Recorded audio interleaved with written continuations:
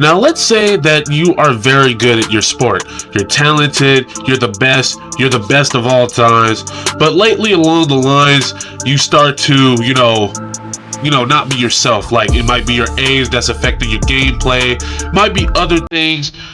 You know what I'm saying? And that's what we're going to react in the world of boxing. So stay tuned for this reaction. Love y'all guys.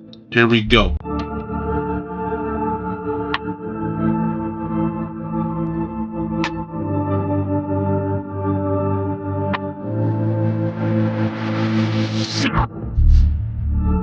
Canelo Alvarez. Look, Canelo's been the face of boxing for over a decade now. The guy's got everything. Tight defense, vicious body shots, and this ice-cold composure that made him look basically unbeatable. But here's the thing, nobody beats Father Time. And right now, age is catching up with him in a big way. Back in his prime, Canelo had this fire that was just different. He'd slip your punches, counter you up close, and just keep coming until you broke. But lately, that fire's not burning as bright. He's throwing less, his output's dropped off, and honestly, it looks like he's just coasting sometimes, relying on his experience and timing instead of that overwhelming intensity he used to have. Against That's because like he's getting older. Like with most players back at their prime, like for instance, who's the best example of this? I'm just gonna say like MJ, the GOAT of basketball. I'm not sure if I've seen all of his gameplays, but knowing that he's getting older by the minute just by playing basketball, he's relying a lot more on his experience, strategies, and tactics more than his explosive power, his ability to rush your guard. Like he's working more with experience than his natural abilities, which don't get me wrong is a good idea, but I mean he is getting older, so we can cut him some slack for that.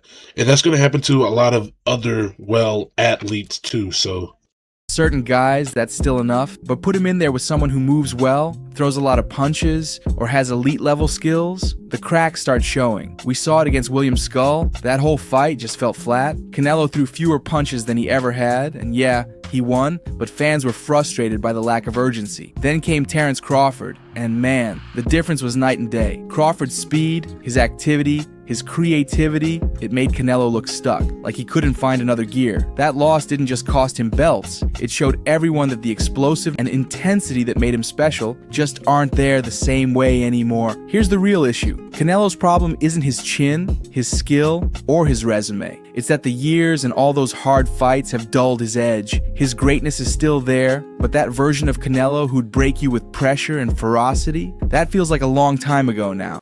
yeah, that has to do with age too, because like for instance, once you get into a certain sport that you're very good at, you start to rely more on your physical abilities in that sport. But when it comes to age, let's say you're like 40 years old at the time, you started playing probably football at age 40, your your overall ability kind of like it's there but it's not like there.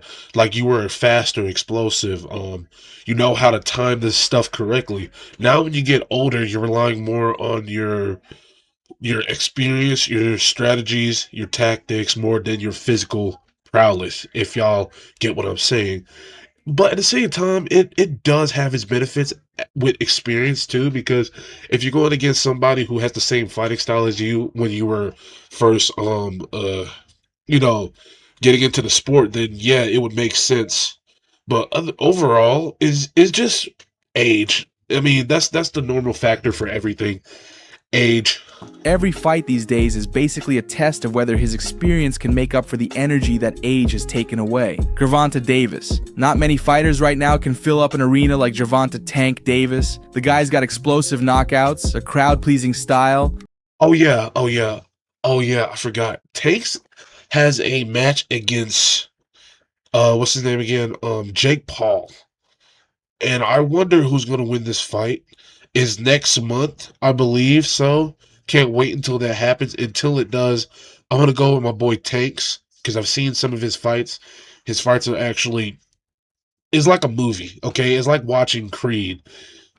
his fighting style is so good that I kind of can't copy it, but at the same time, like he knows how to pace himself sometimes. So yeah, yeah, I don't think I have anything else to say. I was finna say something else. You know what? Just let's move on. And Mayweather Promotions behind him. His fights sell out, he trends on social media, and he's one of the few boxers who actually feels like a mainstream name. But here's the problem that keeps fans divided: his competition. In the ring, Tank's got power Sorry, guys. Warning ads. that can end your night with one punch. He's knocked Wait, so why? So wait, why are people saying his matches are? You know what? I'm gonna let this continue, then give my thoughts about the mismatch. people out across multiple weight classes, and his highlight reel is absolutely insane. But critics keep saying the same thing. For all that talent, he hasn't consistently fought the top names of his era. Guys like Lamont Roach, Shakur Stevenson, and Devin Haney have been calling for fights, but Tank's resume has solid wins, Ryan Garcia being the biggest, but it's still missing those all-time, legacy-defining victories that shut Probably he's not ready yet. Probably he's not ready to face on those big names because you gotta you got to look at the fact if, for instance, if a guy's better than you at doing something, you're not going to be like, yeah, I got this one weapon. I'm ready to take him on. Like, I don't think that's what Tanks is trying to go for. I think he's trying to go for the long game and hopefully he could take on these big names.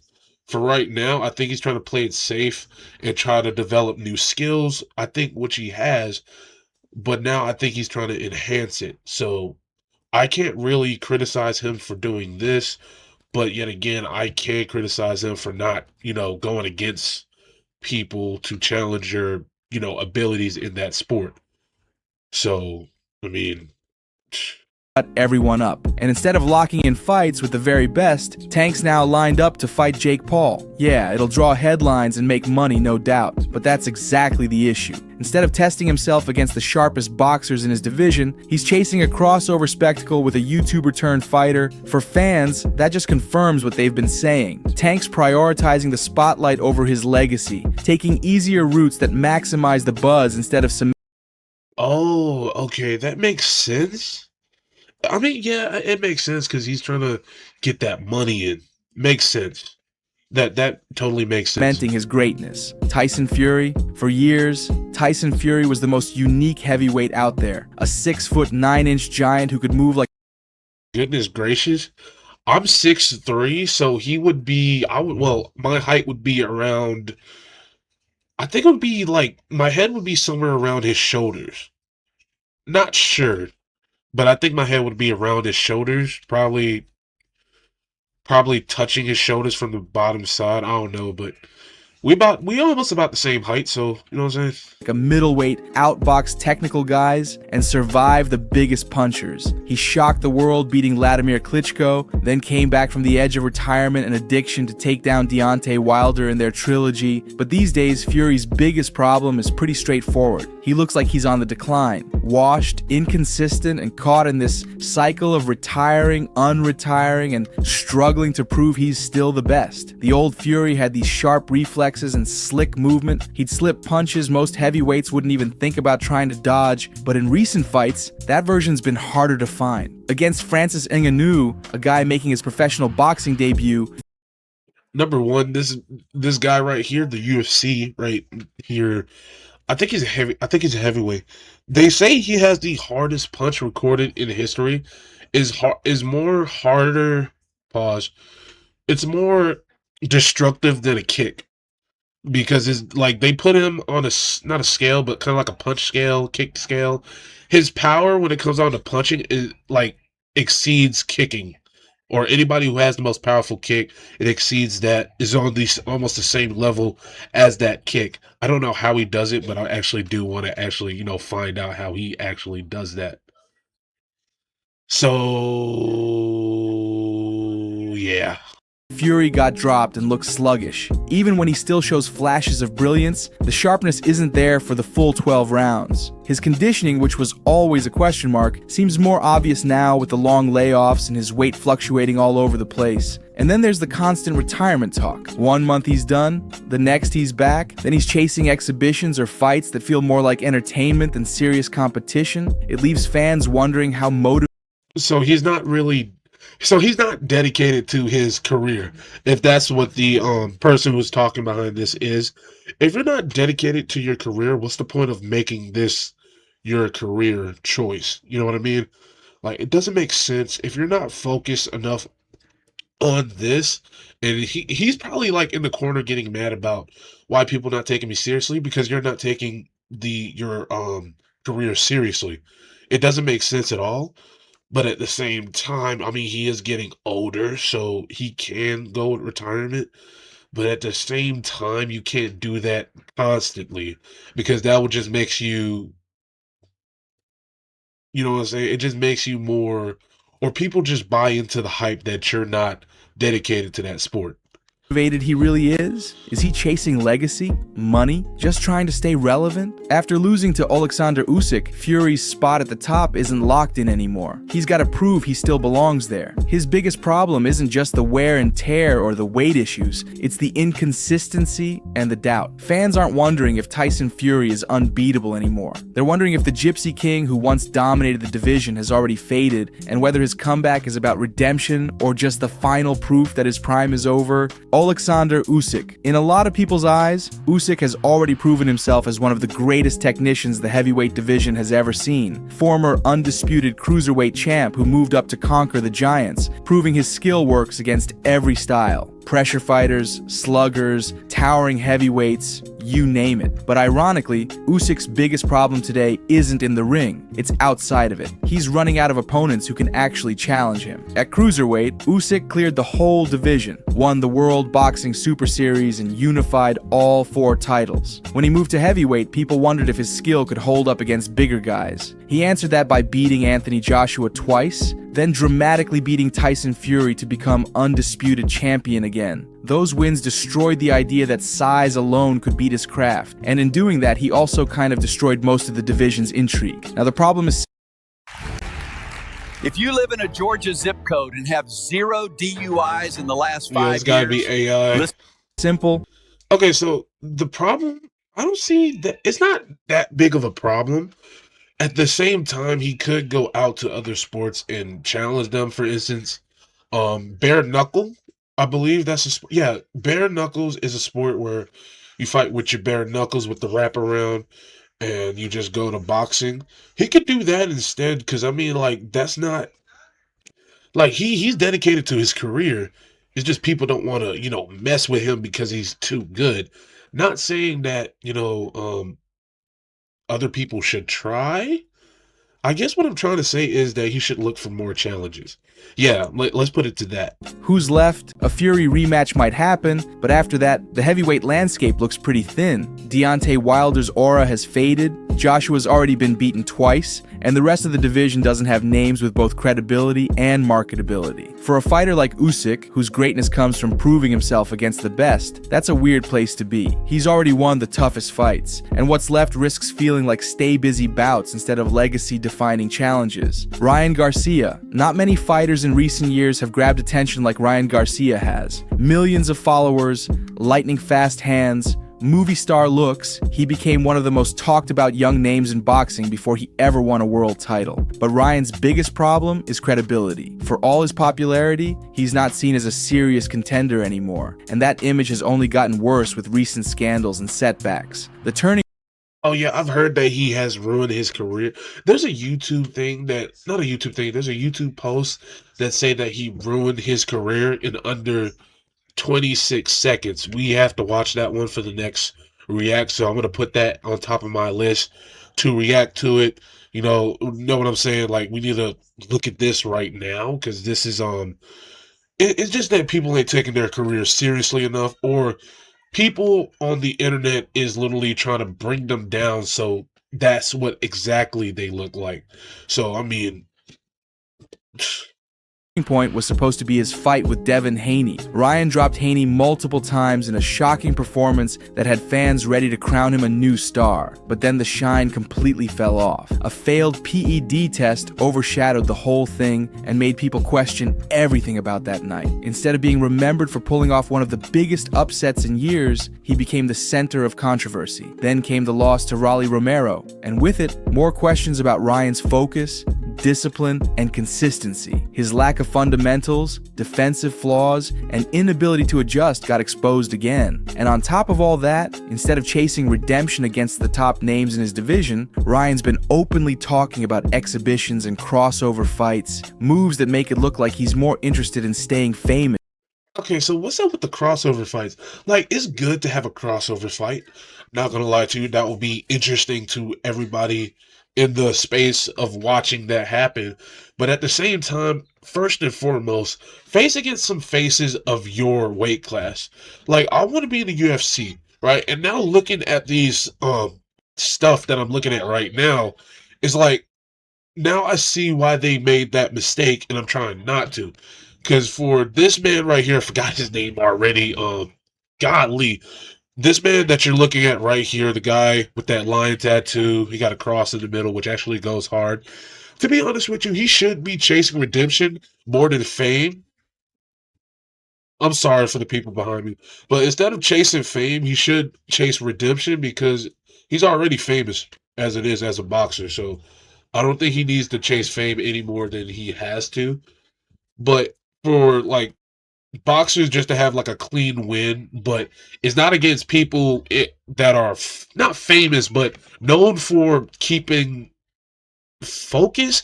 I don't know what I'm trying to say. I'm trying to say that he should just kind of like focus on his skill, focus on challenging himself. Like, it doesn't make sense to chase for fame because you're already famous as a boxer. So it doesn't make any sense than chasing championships. Ryan's weakness isn't talent. He's got speed, power, and natural gifts that are genuinely rare. Okay, I'm gonna call it right here. It's not credibility, it's a lack of challenging himself, really.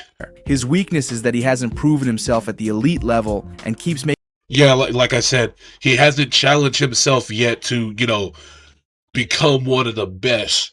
Like, for instance, when it came to Mike Tyson, no, better yet, when it came to Muhammad Ali, most people say he couldn't. I'm sorry. What are you doing? I'm recording. Anyways, oh, sorry, that was my mom. When it comes on to, I want to say Muhammad Ali, back in the days, they believed that he couldn't beat George Foreman. Or better yet, I forgot his name. I'm gonna put his name up on the screen. I forgot this fella's name, but when I saw the Ali fight, not Ali fight, but the movie that's called Ali, that talks about Muhammad Ali fighting this guy. He said at the end of the fight, "Eat your words," which refers to him as they weren't taking him seriously enough where he could beat like a boxer like George Foreman. George Foreman was known for his powerful punches, if I believe so. And he was packing punches, but most people just doubted him because of that. But Muhammad Ali proved himself yet again to the haters, to the critics, to his fans, to everybody in the world. He proved that he had the ability to, destroy anything that comes his way as a boxer. And for this young fella right here just to chase fame, he's already famous. He just needs to challenge himself as a boxer. So, I mean, like, I don't know how to put it any clearer than it is. Making choices that pull him further from being taken seriously. Right now, Ryan Garcia feels more like a social media star who... Okay, Ryan Garcia. Okay, I got it, guys. I got it. happens to box rather than a boxer who became a star. Until he rebuilds his credibility in the ring, his career is going to be defined more by what could have been than what he actually achieved. Terrence Crawford. Pound for pound, there aren't many fighters as complete as Terrence "Bud" Crawford. Undefeated, multi-division world champion. The guy who dominated Errol Spence Jr. and then shocked everyone by beating Canelo Alvarez. In the ring, he's got the skills of a generational great. Switch hitting, power in both hands, can adapt to any style. But Crawford's biggest problem has nothing to do with talent. It's about star power. For all he's accomplished, he's still not the massive draw you'd expect from someone this dominant. Boxing history is full of fighters whose fame came from more than just their skills. It was their personalities, their rivalries, and a lot of times having a whole country behind them. Manny Pacquiao had the Philippines, Canelo has Mexico, even Floyd Mayweather, love him or hate him, was a marketing genius who turned that into record. I love my boy Flurry. My goodness, I'm just gonna call him Merriweather. I love my boy Merriweather. What he did, he put up some good numbers. The Philly Shuffle, I kind of like using that to my Hitman style. So, yeah. Breaking pay-per-view numbers. Crawford, on the other hand, has never really built that larger-than-life presence. He's Oh, okay. Because I didn't understand what he was talking about. Now I see it. I'm sorry. I wish I had a mic that cancel out noise. I see the problem what he was talking about. So he's talking about that. You know how you, my goodness. You know how you need, my goodness. Hold on, guys. Hold on. Let me get this a bigger. Yeah, you see, yeah, that's the noise that my dad's making right now. Oh my goodness. Yeah, that's what happened. Anyways, when it comes down to the man that we just talked about, I forgot his name already. I'm not good with names. Um, it's personality. So, like, if I went to WWE, for instance, and had no personality, but I was dominant, I see there being a problem because we don't know anything about you. Plus, we don't know what kind of person you are, whether you were kind or you just don't care. You know what I mean? Like, it's no surprise, but at the same time, like, come on, man, you're a fighter. I need to know what your goal is, what your motivation is. Get some personality or something where people can relate to you. You know what I mean? Like, for instance, being a YouTuber, you need personality. Some people can connect to you, some people can criticize you, but overall, you're just showing who you are. soft-spoken, reserved. With our cutting-edge chart trading feature and 300-plus indicators, you can now trade direct. More focused on fighting than promoting himself. That authenticity gets him respect, but it doesn't always make him a household name. The Canelo win gave him the spotlight boost he's deserved for a long time, but even now, his drawing power still doesn't match his resume. His fights don't always move the needle in ticket sales or PPV buys the way other stars. So he's more focused on the fight. I respect a guy who's more focused in the game, but you gotta understand you're marketing yourself. Like when it comes on to MMA, boxing, kickboxing, wrestling, it's not just about the whole entire sport because is a one man team. If you don't go out there and promote yourself, then you're not getting that much of it's not like high school, because high school, the school represented you. The school did whatever it did, you know what I'm saying? Like got their reputation out, but you're representing yourself now that you're out here in the big world. Got to put some personality behind it, you know what I mean? Stars do, even though he's beaten everyone they've put in front of him. For promoters, that's a weird situation. You might have the best fighter in the world, but not necessarily the biggest event. Crawford's weakness isn't skill, toughness, or his mindset. It's marketability. He's the classic case of a fighter whose greatness shines brightest to hardcore fans, but doesn't fully break through to casual audiences. Unless he can build rivalries that pull in the masses, or really leverage that Canelo victory, Crawford risks finishing his career as one of the most accomplished champions ever without ever becoming the kind of superstar his talent deserved. Naoya Inoue. They call him the Monster, and honestly, it fits. Naoya Inoue has destroyed every division he's touched. Devastating power, razor-sharp precision, and this rare ability to end a fight with a single punch, even against world-class opponents. He's unified titles, knocked out champions, and left zero doubt that he's one of the pound-for-pound best in the sport. But Inoue's biggest problem today is the same one Alexander Usyk faces. He's so dominant